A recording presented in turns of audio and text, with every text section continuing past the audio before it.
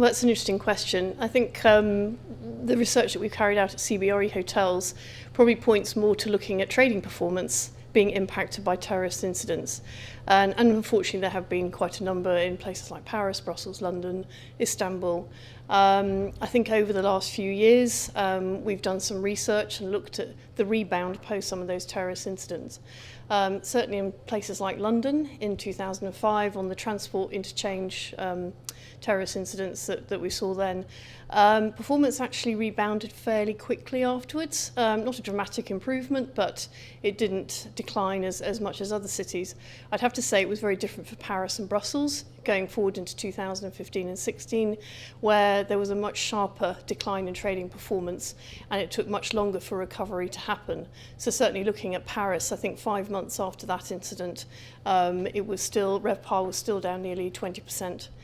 Based on international benchmarking stats that we look at.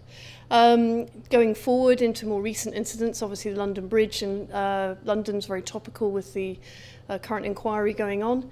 And I think, again, that proved that London was fairly resilient. Yes, there was a decline, but we didn't go into a negative RevPAR for London. The same for Manchester to some extent. So again, an unfortunate incident there. Immediately afterwards, yes, there was an impact, but the market started to recover, albeit slowly.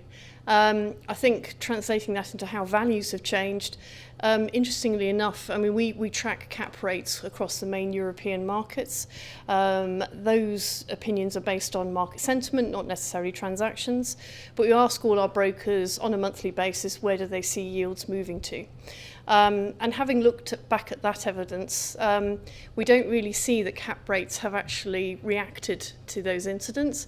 I'd have to say it has been much more the trading performance that has shown the impact. So cap values, or rather cap rates, have probably not changed.